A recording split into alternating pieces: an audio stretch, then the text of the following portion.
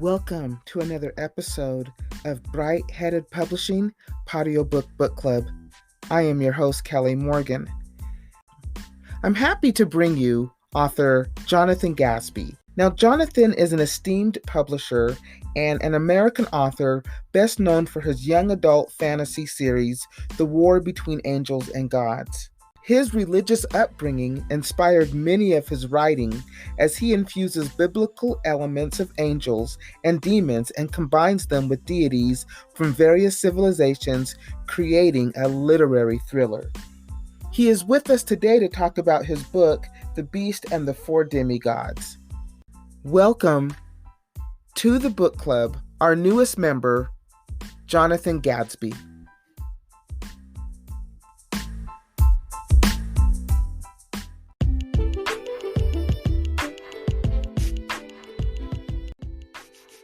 Gatsby, thank you so much for coming on the podcast and being a part of the book club. How are you doing today? I am doing great. I'm excited to talk about your book, The Beast and the Four Demigods. I always like to find out, from authors, their journey on how they became an author. Sometimes I think we want to be authors and we kind of ignore it, or we try to push it to the wayside, but a true author, it always comes out. So I'm interested in your journey on how you began to write these books. Okay. Well, multiple things that were involved in the writing of the books. One aspect would be two teachers, Miss Dolan and Miss Nolan. They inspired me to start reading with books such as Johnny Tremaine, Witch of Blackbird Pond, Time Enough for Drums, Sign of the Beaver. Another aspect would be I started getting a little bit of trouble. I was, back and forth. I was living in California and Alaska, so I had two personalities, I guess. One getting in trouble with John, and then the other one was, trying to do good, John. But I was locked up for fighting.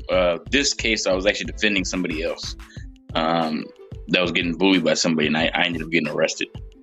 And so when I was locked up, I started reading Harry Potter. That was the only book on the shelf left when I was in juvenile. So I started reading it, read book number 2 first, then 1, and then I read number 4, and then I read number 3. And I liked it so much, but it ended. I didn't know there was more books in the series because that was all they had at the center. And so after reading, I was like, well, I want to start writing. Because when I was reading, I could, it was like I wasn't where I was at. Whether I was in school, whether I was at home, whether I was locked up in the juvenile. It was a chance for me to escape. And not be there. And so I figured, well, if I can do that in reading, how much more can I do that in writing? And so I asked the guard, Mr. Green, for some paper and a pencil. And he gave me the paper and the pencil. The center didn't allow erasers, so I had to write perfectly because you weren't allowed erasers, so the pencil didn't have an eraser. And so I began writing, and that book was the World War III one, which I began.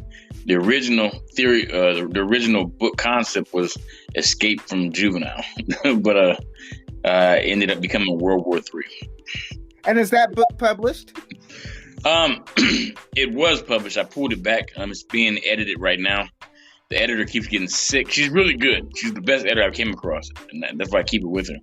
But she keeps getting sick, and so it's taking a little longer to get out than I had planned. All the books that I had published, except for Force in the Heavenly War, had to get republished because the editing jobs that I had paid for in the beginning, they weren't up to par. They were decent, but $100, $200, $300 jobs, and so it's not the whole shebang, the whole package like I'm getting with Emily. Emily Gleason lives in Australia. I realized a lot of Americans, I'm an American myself. A lot of Americans like to scam, they put themselves out as what they're not. Like, hey, I like English, so let me start an editing business. Not understanding that for book editing, it takes a lot more than just basic English. punctuation and stuff like that. Because in editing, you got to do line editing, copy editing. You got to sit back and find words that aren't right. You have to find parts that run on sentences. There's some paragraphs or sentences that shouldn't be in there. There's some parts even that might not be good in the part where it's at, but it will fit better somewhere else. And that's what the editors would be looking for, stuff like that, and then communicating with the author. They weren't doing that, just basic, punctuation editing. And right. I didn't realize that until too late. And so I read the book so much writing it, I didn't want to read it again after I had it edited. And that was my biggest mistake. And so I pulled them back and I had them re-edited. I spent years looking for a new editor. I sold a lot of books in 2 months. I put the books out, sold a bunch in 2 months. And how I kind of knew the editing job was bad when I finally got the book and I started reading. I was like, that's wrong. And the World War III book, that one was the first one I pulled back, and that was 2017. I was actually signed to another publishing company for that one. I thought it was a traditional publishing company because that's what they put themselves off as. They put themselves off. They were not. Were they a Vanity Press? Yep, Vanity Press. I was asking questions, and I'm gonna ask questions, and I specifically asked them before signing the contract. I said, okay, book sales, I can do that all day. I said, I can sell somebody their own toothbrush. I said, so that's not an issue. I said, my issue is, are you guys going to be setting up book signings? Are you guys going to be setting up book clubs? And I said, are you guys going to be doing marketing? Oh, yeah. We got this. So the first issues I know was the book cover. They were trying to come up. The first two covers they sent me were crap, and I looked and I was like, no, I'm not even a cover artist. So I went there and just got on tools, on photo tools, and started playing around, and I made a better cover than they did. And so I told them, probably didn't put a lot into it though. They probably didn't put a lot into your cover. No, they didn't. What they actually did on the final cover they did, all they did was grab two pictures off the internet and put them together. And the sad thing was there was another Vanity Press that was trying to get me, and they're trying to get me to get out of the contract. And they actually went and found both photos and showed me them. And I was like, wow. And it was a poor cover even with that. And so that was the first issue, but I was gonna let it slide. Second issue, that being the first book I'd ever written, there were spaces where I took breaks, long breaks, like years. And I might have forgot like a certain timeline, or forgot I had something going on, and and they didn't catch that. They didn't catch certain parts that that didn't match, didn't go together. Like when I wrote, he got locked up on September 11th, right? And so I'm like, okay, yeah, boom, boom, boom happened. He was in it for 2 days, but then when I'm putting the day he got out, it's October 11th. Or October 2nd. That's clearly not 2 days. Right, and they're not catching that. Yeah, no, because they did a basic punctuation edit. What happened is they paid. Now a lot of these Vanity Presses, what they do, they'll have their friends who know a little bit of English, do the editing. They pay them $100, something like that. A cover artist, any fool can use basic photo apps to do a cheap cover and put stuff together. And so that's basically what they did, and I didn't like it, and I still let it slide. And when I got the books, I immediately hit the ground selling them, and I was selling those books left and right. It was called Fall of the United States, and I noticed some people, obviously Republicans, they didn't like the title Fall of the United States. And the book hit all the weaknesses of the United States. Cocky nation. People that hate each other inside of the nation. And any nation there's division, they're always going to fall. Normally, it's from the inside out. Rome fell from the inside. Greeks fell from the inside. Persia fell from the inside. Babylon fell from the inside. All these nations fell from the inside first before other nations were able to come from the outside and get them. And so I kind of hit it from detail from that, where The funny thing is, a lot of stuff that happened in that book, and I wrote that book originally in 2002. A lot of things that were happening in that book actually started happening in real life. And is that book published? You still can buy it. I pulled it. I'm upset about that. I pulled it back from the market. But it's still available. But I put it at a high price so nobody would buy it until So I always find that authors always have stories just like yours. How they, went to go publish their first book. They got an editing job for $200-$300. It wasn't right. The book's out there. They have to pull it back. So if you could go back and tell yourself then what you know now, what's one misconception you had about publishing a book before you actually published the book? The first thing is to read, to make sure you read it after you edit. The second part is that if the editor's not contacting you during the editing, they're not doing the job. Because they're gonna have questions, for you if they're actually editing the book. Do you think this word would be better here than that word? Stuff like that. This part, like Emily, Emily does stuff I'd never seen before. She'll send me like like 3 emails in one email. One will say, okay, this is, it explains it like, okay, because she's from Australia, so she gives herself, list. Like instead of mum, it's mom. Instead of this word, it's that word. She's making sure she has all the words from Australia transferred to English words, so she's not mixing them up. Then she explains like, okay, this highlight, the blue highlight means this. Maybe it means it's this part needed. The yellow highlight means this part needs to go. The red highlight means this is a run-on sentence. A green highlight means something else. A purple highlight means that she just loved the part, something like that. So she explains it like that. And so when I go through it, and then the next one will be the actual book and with the highlights. Right. So she does what I would call a comprehensive edit. Yeah, where she does it all for you. That's the one thing I don't have a problem with. My story is never complete. The only thing that on mine that will be problems is sometimes I have run-on sentences, or sometimes I put too much, and she'll have to take some out. Yeah. All right. So let's get into the book. So tell me about this book. You said that it's the 3rd book of a 7-part series.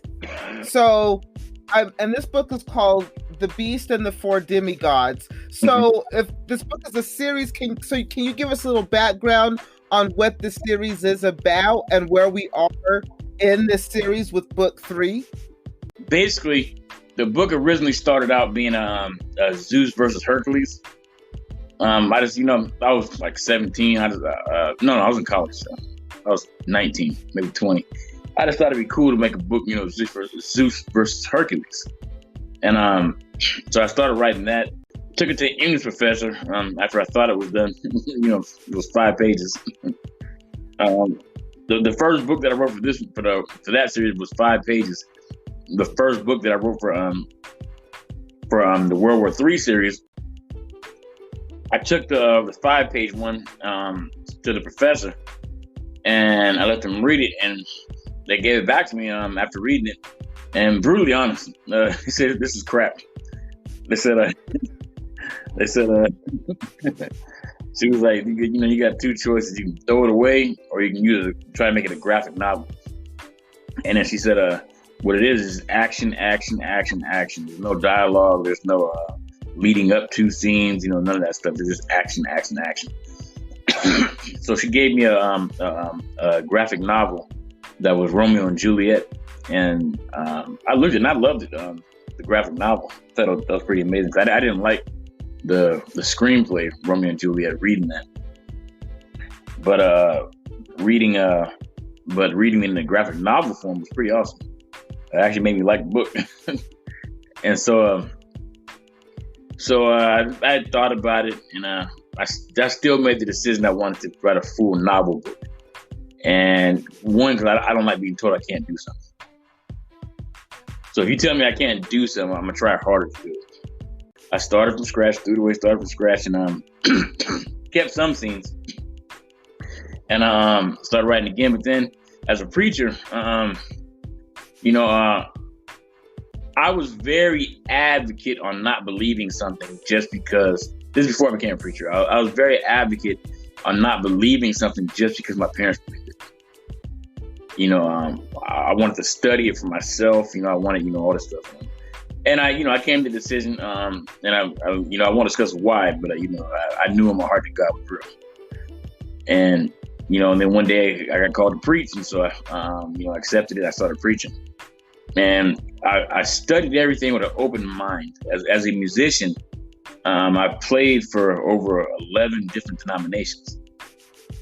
And so the first thing I noticed was they all had an article of faith that differed from each other. And I said, okay, I learned, if I was ordained Baptist, that doesn't count if I go over to Church of God in Christ. I got to get reordained. If I go over to non-denominational, I got to get reordained again. If I go over to, Southern Baptist or, to AME or, one of those, I got to get reordained again because they're not all one body. So they don't consider the other ones valid. And so I said, okay. So I started studying, if that was correct, as far as, being in different bodies, something not being valid. If you're ordained, my understanding, if you're ordained by God, you're ordained. You're ordained. Yeah, that makes sense. And so started studying that, and the first thing I started coming across was like Corinthians 1, Paul says, some of your, let everyone be of one mind. He said, let there be no divisions among you. Let everyone be of the same belief, have the same mind.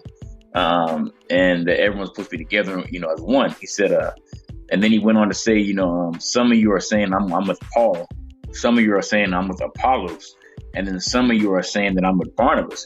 And some are saying I'm with Christ. He said, is Christ divided? He said, no. And so, I started looking at that stuff, and I'm like, wait a minute, that's pretty much saying, that the whole body is supposed to be together as one, not in all these different divides. And then I looked at how they were running the church in Acts, how they were running the church. Doesn't matter where you were at, whether you were in Acacia, whether you were in Galatia, whether you were in Ephesus, no matter where you were, whether you were a Gentile or a Jew, they had one church body council, and that was it. And if they disagreed, as they did in Acts 15, so they were fighting so hard that they couldn't come to an agreement. So instead of just breaking off and saying, all right, I'm going to start this denomination, and I'm going to start this denomination, what they did, they all went to the council, to the church council, and they left to the church council to make the decision. And so I said, okay. And, I started talking to some pastors about that, and they get upset sometimes. And they say, they're like, oh, we got our own beliefs. And I said, the Bible says we have the same beliefs on Christ. And he said, oh, no, it's interpretation. We all have our own interpretations. And so I went back and studied it from that aspect and came across 1 Peter chapter 1, verse 20, where it says, know ye not that no man hath any private interpretation of any scripture as prophecy. And I said, okay, so we can't have our own private interpretations. And then I went to look at, like the parables. Never did Jesus ever say a parable and not give you the definition of it. When he gave the parable to sower, right behind it, he gave you the definition of that parable. When he gave the parable of the, of this, he went right behind it and gave you the definition. When he said, beware of the leaven of the Pharisees and the disciples were talking among each other, trying to figure out, what it meant. And they said, oh, it must mean bread. It must mean this. Jesus turned around and said, no, I have a specific definition of what I said. And what he was saying, he said, I was talking about beware of the doctrine of the Pharisees. So everything he says in the Bible, whether it's parable or not, he always gave an understanding of it, and it always had one meaning. And so, stuff like that. So I started studying, and then I started catching some stuff. like there was a verse which I'm having trouble finding again that said it says what does it say? It says it says you worship angels and you know it not. And I kind of caught my attention.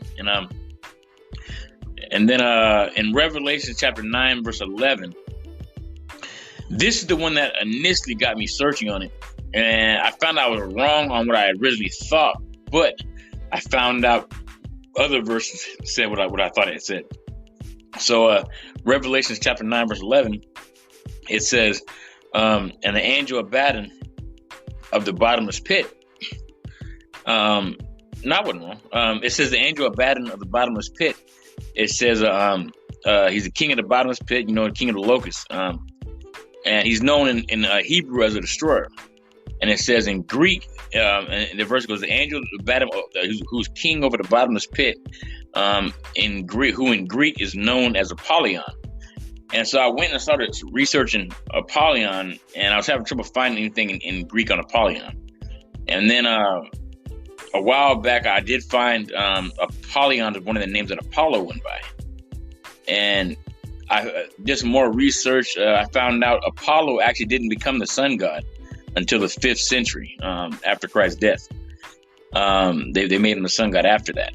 But before that, Apollo was known as just a destroyer and known for music and bows and arrows. And he destroyed with locusts. And then I saw, looked up Abaddon again. Abaddon, the king of the bottomless pit and also the king of locusts. And he was also known in Hebrew as a destroyer. And so the definitions matched, all together. And so, that kind of sent me on to look at more stuff. You got one verse saying, that you worship the angels, and you got this verse saying that Abaddon is pretty much Apollo. The angel Abaddon is pretty much the Greek god Apollo. And so I was like, okay. So I went to look up more stuff. In Job, it mentions Orion, the mighty hunter. It mentions a lot of Greek names. It doesn't mention Ziz, but it mentions the other ones. It mentions Leviathan. It mentions I'm about to say his name wrong. I'm gonna leave that one alone. The land beast. I know the name of mine's blank, but it's a land beast, so mighty that no one could destroy it except God. He mentioned him in Job. Job, I want to say Job 38 or Job. It's not Job 40, I don't think. It's either Job 40 or Job 38 that it mentions him. The other beast. You got Leviathan in Job 41. You got the other beast in Job 40 or it's Job 38. And, these are all Greek beasts that are in Greek mythology. And so, I was looking at that stuff and then started looking at these other verses. Paul, you're familiar with Paul's journey, right? How he's going through Greece. He was preaching in Athens, preaching in other places. And Ephesus is a Greek city, as is Colossia. And so, Paul is preaching in Greece, and then he says something that catches my attention. Paul says, beware lest any man spoil you through vain deceit, lest any man cause you to lose your reward through worship of angels. And he's preaching in a place where the only gods that they served were, Zeus, Hera, Athena, the Greek gods. And he's going through telling them, beware lest you be deceived by people telling you to worship and you're worshiping angels. And so I said, And then so I found some more scriptures in Genesis chapter 6. Everybody's familiar with the Greek gods. How Hercules came about, Perseus. The Greek gods would come down and they would, have relations with women, and they would have children and they would be born. And of course, what were the features of demigods? They were strong and they were powerful, and of course, the whole world would know them. So in Genesis chapter 6, it says when the sons of God when men began to multiply on the face of the earth, it said men they had wives and they were having children and they had daughters. it said, when the sons of God saw the daughters of men were fair, they began to take wives of them, and they would come down unto them and have relations. And it said, and it said, in those days there were giants. And it said, and when they had children, they were mighty men that would always be known. And I said, as you know, that coincides with what the Greek gods were doing, with the, Norse and all that stuff. And so I said, tying it together, we believe in angels, right? Mm-hmm. Most people do. Yeah. As Christians, people were supposed to believe in angels as Christians. How can we believe in heaven? How can we believe in, because, there's Christians that don't believe in heaven. Did you know that? Yes, I did know that. Yeah, there's Christians that don't believe in heaven. There's Christians that don't believe in hell.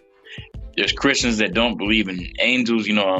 I know a lot of people would think I was crazy in church. If I told them, I just talked with an angel, I just saw an angel. You're crazy. And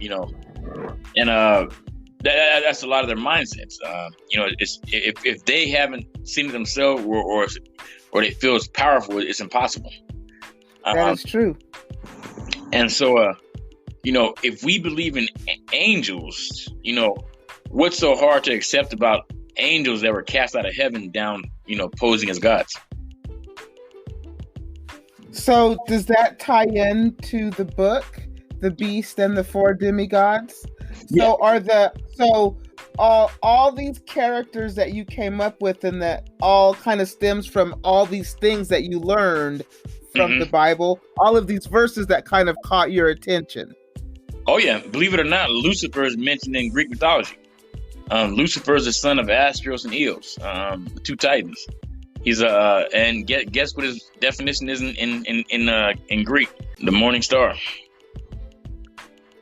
The definitions match perfectly in all of them. And so it's with all those things going on, I said, I can tie that together, but let me put it in a fiction way. I wanted to get my studies out that I found, because what that was, these connecting points are showing everyone that everything is related. It's showing that, and I don't have, how do you put it?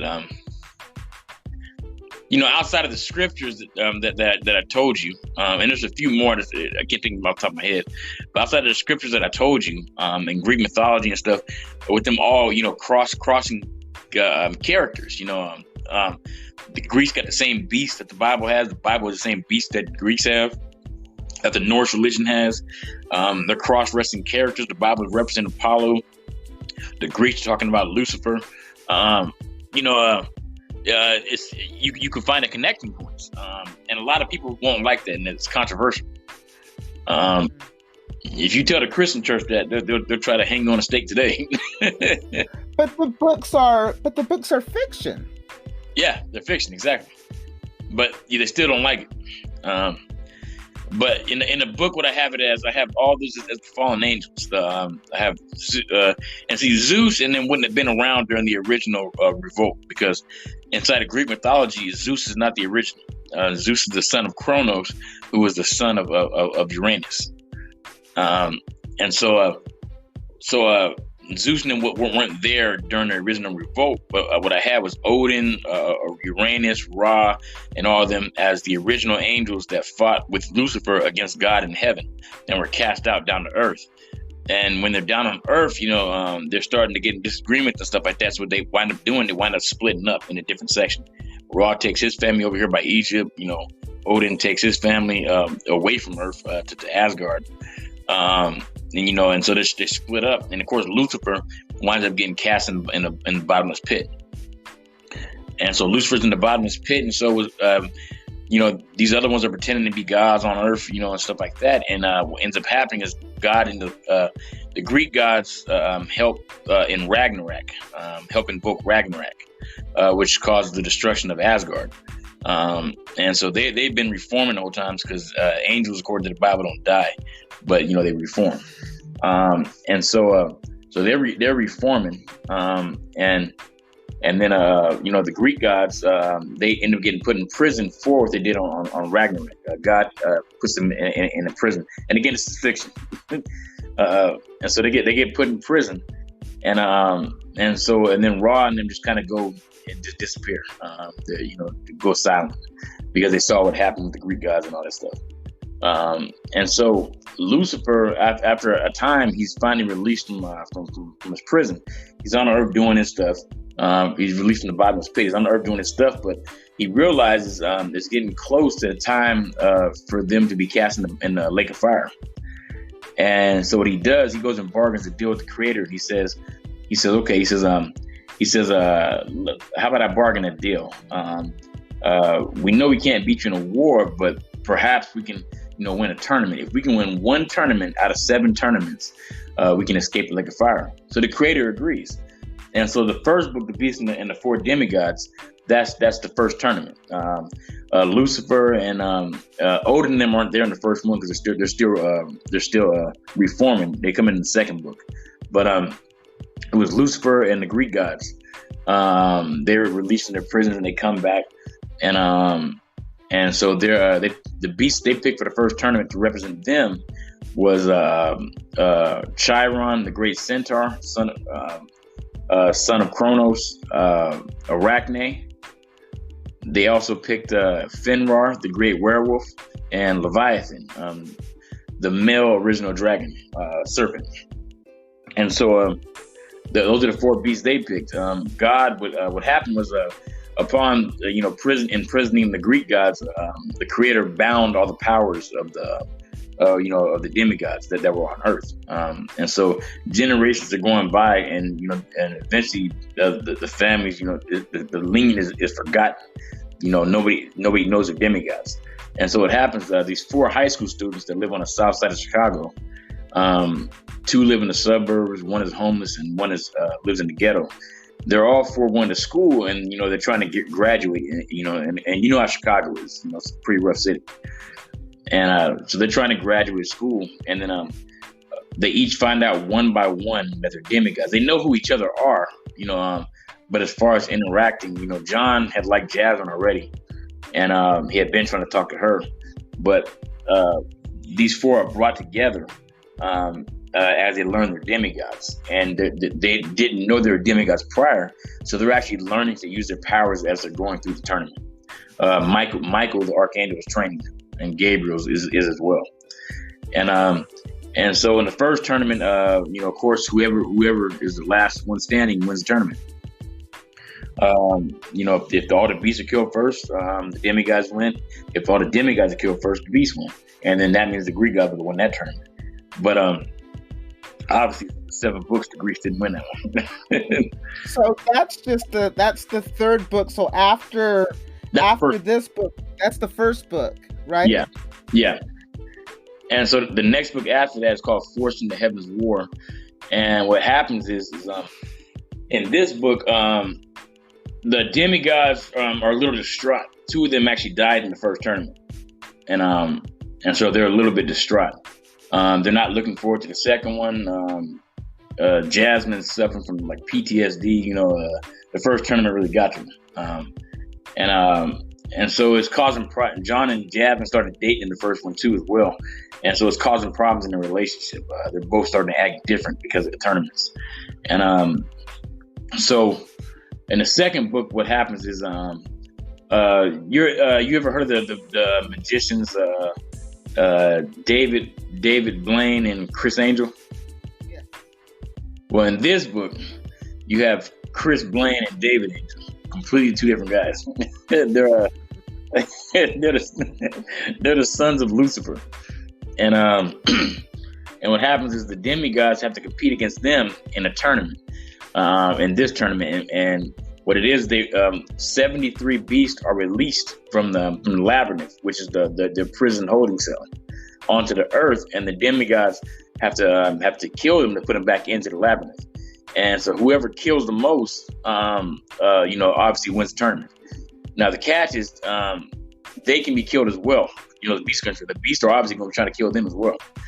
And so they So if the other team dies, so the ways to win the tournament, you either kill the most beasts or the other team dies, and you can attack the other team as well. And so I gave it a little twist though. Just like the demigods didn't know they were demigods, Lucifer's sons didn't know they were Lucifer's sons. They knew they had magic because they're doing magic around the world, but Lucifer isn't exactly the best dad. So he wasn't there in their lives to help raise them. And so they find out, as the term is coming up, that they're his sons. And Lucifer is not like others. He's not like a normal dad would be. So he doesn't care anything about his kids. It's do what I say, or I'm going to torture you and hurt you. His kids didn't want to be in the tournament. And so what happens is they actually went and tried to set up a plan with the demigods to throw the tournament. And Lucifer found out, and Lucifer took his sons and put them in Tartarus for a week, and he tortured them. And the torture in Tartarus is whatever your worst fear is. I don't want to give away too much of the other tortures, but they got tortured under pretty bad. So when they came back up, they were never gonna disobey Lucifer again, ever, because they didn't want to go back to Tartarus. And so they hate the demigods because the demigods didn't help them get away from Lucifer and get out of the tournament. So that was a twist. And so now they're after them, but now they're also after each other. They hate each other too, because Lucifer had them play tricks on each other while he's training them in the powers. And so they hate each other as well. So they actually wind up separating. And so in that book, a few more demigods get added as well, because Lucifer, as everyone knows, he cheated. Lucifer can't do nothing right, can't be fair. He tried to cheat and he got caught. And so the demigods were able to add a couple extra demigods. And the ones that were added was Destiny. She's actually a daughter of Thor, who they're fighting against, because Thor is now they're reformed and they're on the other side. And so she's the daughter of Thor, and then Caleb and Talitha are children of Apollo. And so they join the tournament with the demigods. And then Thor and them and the Greek gods, they got their own issues going on, because Thor and Odin and them were upset about Ragnarok. They knew the Greeks played a role in what happened. And so they actually went to Greece to war with the Greek gods. And then that's when they found out about the tournament. Thor still didn't want to let it go. He wanted to fight Odin. So after some time, Odin eventually let the two fight. They fought it out for a little bit, and then when they finished, they called a peace treaty, so they can do the tournament. And so they that's the second book. So the Greek gods and the Norse gods are fighting with each other while the tournament's on. And then the demigods are fighting with each other as well, because John thinks Jasmine's acting different, and Jasmine thinks John's acting different, and John's a little jealous. Jasmine was showing a little bit too much compassion towards Lucifer's sons and too worried about them, and John's just trying to win this tournament. He knew that those demigods would eventually try to kill them. He knew it, because those are the tournament rules. And so he had no compassion for it at all. He was like, we need to kill them. And then Jasmine was against that. She was like, no, we're not going to kill them. We need to try to help them. John was like, no, Michael already said we couldn't, so we're not going to help them. And so they're fighting over that, and then other things come up, and they ended up breaking up. And they got back together a couple times, but they kept breaking up. And just like I said, the tournament changed them both. That's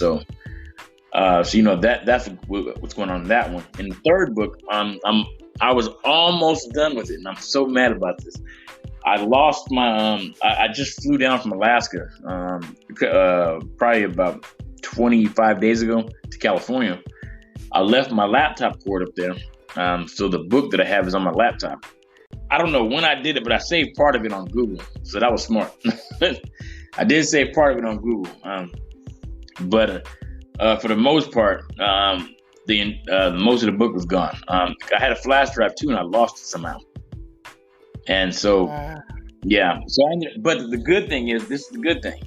When I started rewriting it, it came out way better, and things hit me that I didn't even think about the first time. That book, I'm loving where that book's heading right now. in that book, and excuse the names, but I had to make the books, like mind catching. So in this book, it's called The Quest for the Forbidden Books. The demigods have to find 3 books that are forbidden, obviously for humans to see. The tournament is set up by Odin. I forgot, in the last book, there was a split. Odin and many of the Greek gods, and Ra joined the tournament too in the last one. There was a split. They weren't getting along with Lucifer, and so there ended up being 2 sides now. So now they're split in tournaments. Odin and all that follow him will run one tournament. Lucifer and all that follow him will run the other. So Lucifer will do a tournament, then Odin. Lucifer, then Odin. Until the 7 tournaments are done. And so Odin's running this tournament, and he set it up for.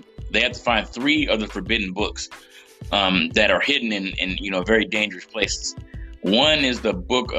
They have one of the books is called the Books of All of God's Creations, where it talks about all the creations He made in the entire universe. Another book is called Man's Second Fall from the Garden of Eden. Saying he got kicked out again. And so that's another book. And then another book. And like, even when I thought of the name, I was like, dang, like, what if that ever does happen? The other book is called The Universe's Beginning and End. Like, what if God decides one day, what if God had it planned out, he created the universe and then one day He has an end for it. And we cease to exist. Well, the book series sounds wonderful. Now, I know that you had mentioned that you had pulled some of the book back. So what books are available on Amazon?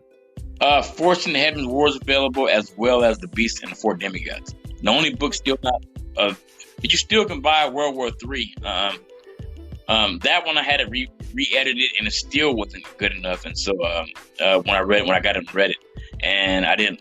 The cover was all right. The cover wasn't that bad, but I could have got a better cover. I wanted the cover drawn. And so I pulled it, but they're still selling it for some reason. And they won't take it down. So over time, they'll sell out of it. Ingram stopped printing it. So over time, they'll sell out of it. I guess they ordered a bunch. When the book does come out, I'm hoping, I wanted it to come out by next month, but like, again, it depends on the editor. She's extremely good, but the only thing is she gets sick a lot. And so, I'm hoping that she's, like right now, I haven't heard from her in a couple of days, and so I'm, worried that she's back in the hospital. And her health comes first, obviously. Right.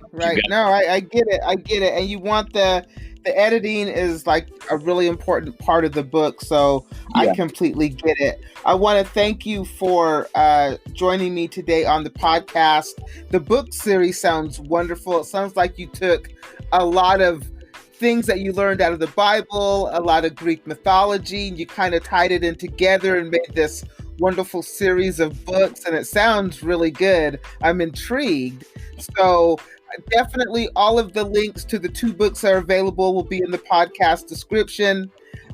When you get that next book done, if you want to come back on the podcast and talk about that, you definitely can. You are now officially a member of the book club. You're always welcome back. Thank you so much. All right. Thank you for being on the podcast.